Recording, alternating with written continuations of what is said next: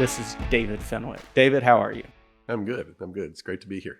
I got just a few questions that I'm going to be running through. Simple, quick. Hopefully you can share some of that knowledge with everybody out there. So, you ready? I'm ready. All right. Question number 1. What's the biggest mistake of first-time homebuyers? Wow, the biggest mistake. Honestly, I think it's that so often a first-time homebuyer makes the mistake of thinking they're going to buy their forever home. So they're searching and trying to fall in love with a home that in reality, they're probably going to only be in for about 5 years.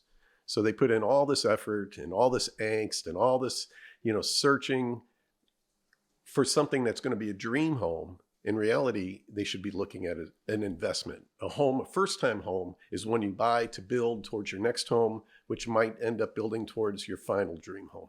I noticed that when we bought this house, we bought it to remodel it. It's a flip, right? And we bought it with the idea of 3 years from now, we'll be out of this house and moving on to the next one. And so basically we fell in love with the area, and now we don't want to leave, and we've got it remodeled just how we like it. And we love it here. Our kids love it here. So it does kind of tie into what you're saying, that remove that from the equation when purchasing the home, because you don't know if it's your forever home. You don't know if this is where you're going to stay. It's better to look at it as purely an investment. And if the cards fall where you planned for, great. Yeah, but that's so hard to do, right? Because you're so excited. You're looking for your first home. You're picking out the right spot. You're picturing your kids playing in the backyard and everything. So it's really hard. And I think it's really important to have somebody on your side who can speak that wisdom, right? And saying, hey, remember, this is an investment. First and foremost, it's an investment. Right. Should someone interview a real estate expert such as yourself before committing to them, before hiring them? And if so, what is a question that they should ask? Well, absolutely. One thing that I've found doing this as many years as I have is everybody knows at least a dozen realtors, right? So a lot of times it's someone in their family, a friend, neighbor, something like that. Interviewing an agent is really important because you want somebody who's going to partner with you as far as an investment. This is the most expensive purchase most people will ever make, right? It's their single biggest investment they'll ever make. And having somebody who is not afraid to speak truth to you, not afraid to sometimes keep you on track and not get caught up in the emotion. Right. I think that's really important. And it's important for a buyer as well as it is for a seller. And when you talk, there's different questions to ask a buyer's agent and a seller's agent. A listing agent, especially in a market like it is right now, this is a market where it's tough for sellers, right? It's really difficult for sellers. All agents use the same MLS. They're on the same social sites, with their listing. So find out from them is what are they going to do? What's their skin in the game, right? They should be hiring the best photographer. They should be doing virtual tours. They should have knowledge of contractors that they can bring in, such as yourself, to help on a project. They should be able to understand what staging looks like. So yeah, you have to ask those kind of questions for a selling agent.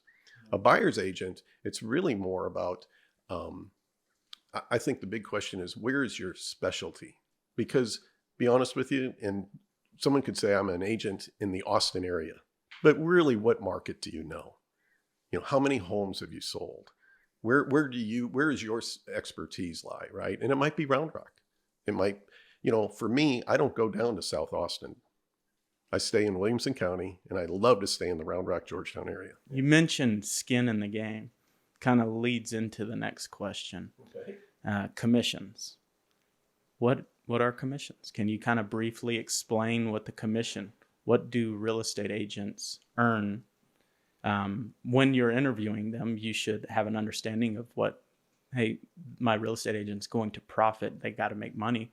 But then there's the above and beyond stuff that you say is necessary to understand and know. So can you kind of briefly touch on what are commissions? Sure. I think commissions sometimes are the most misunderstood part of the whole transaction, because people think, well, commissions are set at a certain percentage. First off, they're not. They're negotiable. Secondly is commission is exclusively between the seller and the selling agent. So if I am listing a house, I negotiate with the seller my commission. And that seller is going to pay me that percentage. And out of what I get paid, I pay the buyer's agent. So sometimes buyers come in and they think, oh, well, do this for less commission. They might ask their agent to do something for less commission. Well, it's really not up to them, because that seller is going to pay, let's say, 6% to the listing agent no matter what. And if the other agent comes in and says, I'll do my side for 2%, well, the seller agent just made an extra percent because he's keeping the 6. So he's only going to pay 2. You see what I mean? So that's really what that comes down to. Okay, I got you. The final question that I have for you today is dealing with appraisals. What happens? Say I found the house I want to buy, and I have my financing all locked up. I'm good to go. What happens if that house doesn't appraise for the sale price? That's an important question, right? In today's market, you're not going to run across that as much. But a couple of years ago, when we were seeing homes selling for $100,000, $200,000 over the list price, that was very, very common. And so what ends up happening in that case is somebody's got to make up the difference. And the bad news is most of the time it's going to be the buyer, right? So the buyer is going to come in. Let's say the house appraises for $500,000 and you're trying to buy it for $600,000. You're going to have to bring $100,000 to the table at closing to make up that difference. In a certain market, if it's a buyer's market, sometimes if the difference is a small amount, the seller then can drop the price to meet that. But that's not very common. And so from the standpoint of your mortgage loan, the bank is throwing a red flag saying, hey, you want to buy a $600,000 house, but it's only worth $500,000. We'll write it for the 5, but that's right, not the 6. That's right. The whole appraisal project, right? Going through an appraisal, it's really to protect the buyer. Right. That's one thing a buyer needs to understand. There's so much protection for a buyer through the Texas Real Estate Commission, and there's so many ways for a buyer to get out of a contract if they want, to be protected through a contract. And an appraisal is really a benefit to them. And the mortgage company's on their side. Sometimes they get frustrated and saying, why won't they appraise this for higher? They're doing their job and they're protecting you. Right. So back to question 1, the whole falling in love over noticing it's a good or bad investment. Absolutely. The bank has a protection, mortgage company has a protection in there that helps you if you fall in love with a house that you shouldn't be paying that much for. They will call attention to it, say, hey, this is not a good investment.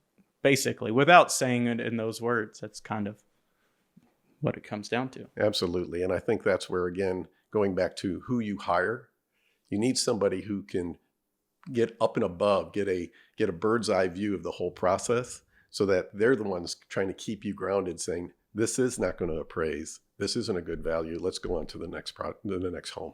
Before we go, one more thing. And this is kind of what this podcast is about, the one more thing. This is where a question is going to be off the wall.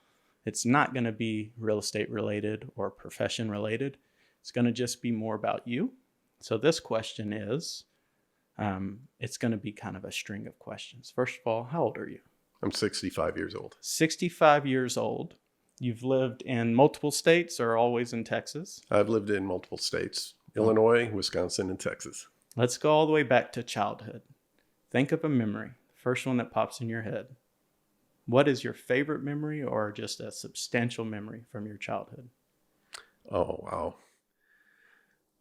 Well, I grew up in a small town in Illinois, and one of my favorite memories was we would go out on Christmas Eve and we'd go for walks. And most of the time there was snow, but back in those days, everyone had Christmas lights on. A lot of times they kept their picture windows open and you could see their tree. And it was just so cool. It was quiet, and just to be walking, sometimes as I got older with friends, but a lot of times with my family.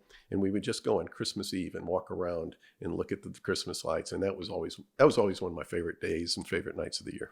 Wow. That's a beautiful memory. Thanks for sharing that with me. If I could have you share one more thing, look into this camera and say your phone number, how people can get in touch with you. My number is 512-228-7140. That's the easiest way to get a hold of me.